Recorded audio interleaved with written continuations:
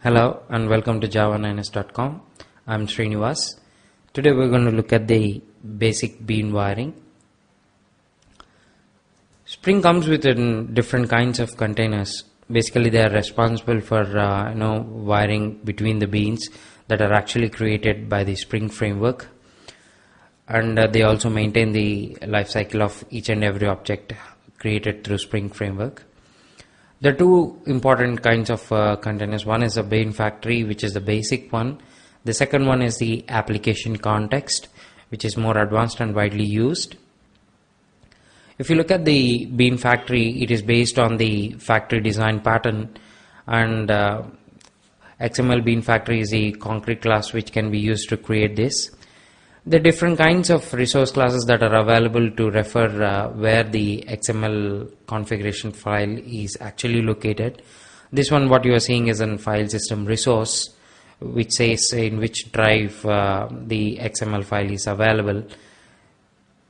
Coming to the application context, one of the biggest advantages of application context is its support for the internationalization concept, where it can easily load the resource files that has the translations of different languages, and also it has got the facility of treating the beans as an event listeners, where it can trigger events, particular events, whatever they are registered to listen for.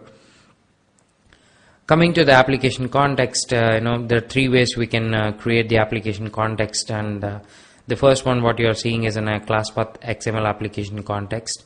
This can be used when your application configuration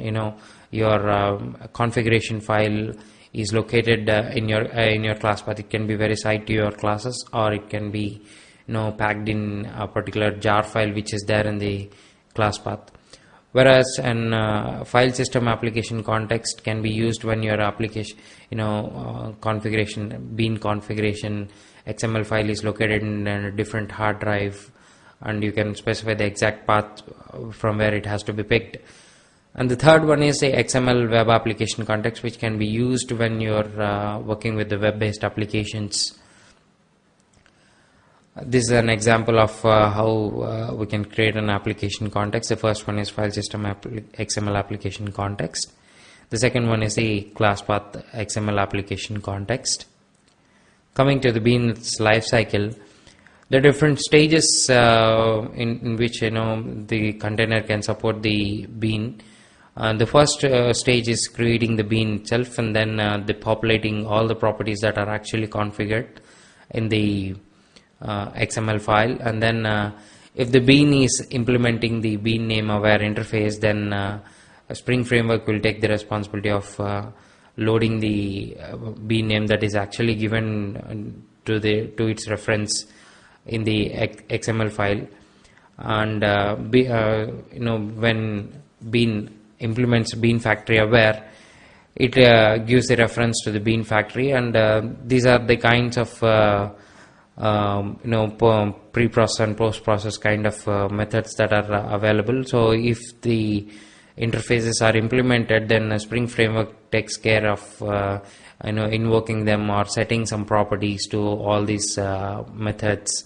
And once the bean is used and it is ready to get destroyed, or the containers going to get closed, then a destroy method will be called to release out some resources. When it comes to application context container, the bean lifecycle is very similar, but only difference what you can see is an application context, set application context method is getting added. If bean is implementing application context aware, then Spring framework will set and set the reference. Now let us see an example of bean wiring. I have created a Java project here, and you can see all the reference libraries. I've referred to expression, ASM, beans, context support, core. All these jar files you can find in the Spring framework. When you download the Spring framework, you can find them inside the dist folder. And you need to have commons logging 1.1.1 jar. And then you need to separately download the ASM zip, where you can find this ASM 2.2.3 jar, and also a log4j should be on the class path. Here in this example, I am going to show you how we can load the values into the fields using the constructor and the property tag, like using the getter and setter methods. I'm also going to teach you how we can load the values into a list, map, set, and properties. So I have created a college here, and I have a list of students. So I have created a student bean which has got name and age and also a department, and then the other bean is the book, where it will have a book title and also an author.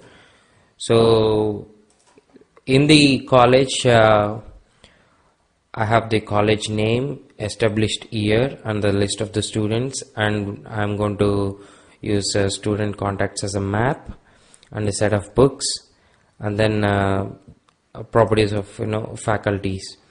So here, coming to the bean wiring, so I have this XML configuration file that is written. You can see this. I have created a bean with name college, and the class is a college. I've given through constructor that the college name is going to be IIT. If you see the constructor here, I've mentioned that the constructor is the one which is getting the college name and setting it to the college name here. So through constructor, I'm setting the college name, and then established year is a separate property which I'm using the property tag. I'm filling the year as 1945. And regarding the rest of the properties, you can see I have a list of students. So to populate the list of students, I have this property name students, and then the list I am telling to refer to a bean known as Richard. So I have created a student type of bean here with the name Richard, and you can see all the properties have been configured for this student. And the other student is Steve, so I have configured all the properties for the Steve, and I have started referring these two students into this list. The next property is the books, where I have created two books beans. So the first one is a DBMS and the second one is Java, where I have again filled the properties for these books. Once I'm done with the referencing here, you can see that set and list have got the same kind of tag to refer to the beans. It's a ref bean. So whenever you see a ref tag, you should understand that it is referring to another bean that is configured in the same XML. So the third one is the map, where we need to maintain the contacts of the student. So you can see the map, the first argument, the key is going to be a string type, and the value is going to be a student type. So you can see this, I have mentioned it as entry key is a string, key is a string. Please remember that if the key is a different kind of an object, then you need to use key hyphen ref. Because we have a student object here, I'm using value ref. If it is going to be a string object, it's going to be just a value. So this way I'm loading the map. And coming to the properties, it's just very similar to a map, but the only thing is that both the key and value are going to be a string type. So to load the properties, you need to have the props tag inside that property, and I've told that property key is going to be Robert, and it's computer science and Casper and mechanical. So I'm going to I have created the bean wiring demo, where I have main method and I have created the application context. Here you can see this, I have used ClassPath XML application context.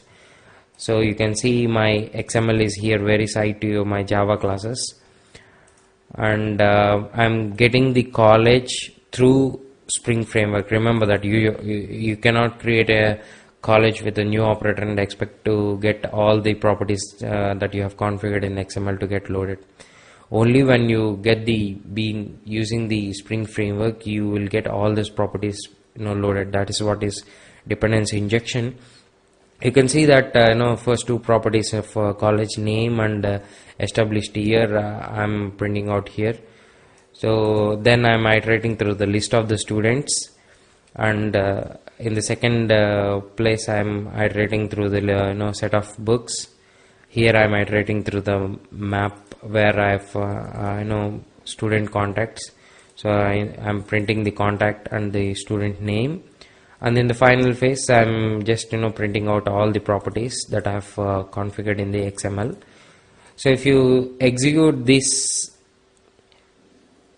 you can see that all the properties that I have configured in the XML will be spotted on the console. You can see that my college name is getting printed as IIT, and established year is in 1945, and student name is Richard, age and department. The other student is Steve, 23, department is communication, and my books are getting printed here. The contact details of the students are getting printed. You can see that Richard and Steve are the student objects. I'm just getting the name, and then the faculty, I didn't print the faculty names, so I'll just use the key here. So faculty key is going to be Richard, so I'm just going to print the Richard. Faculty is going to be Richard. You can iterate through the properties, but because we only have two properties, I'm not just iterating it, just configuring it. Now once you rerun that, you can find that Richard and Casper into mechanical and computer science. So this is the way of basic bean wiring.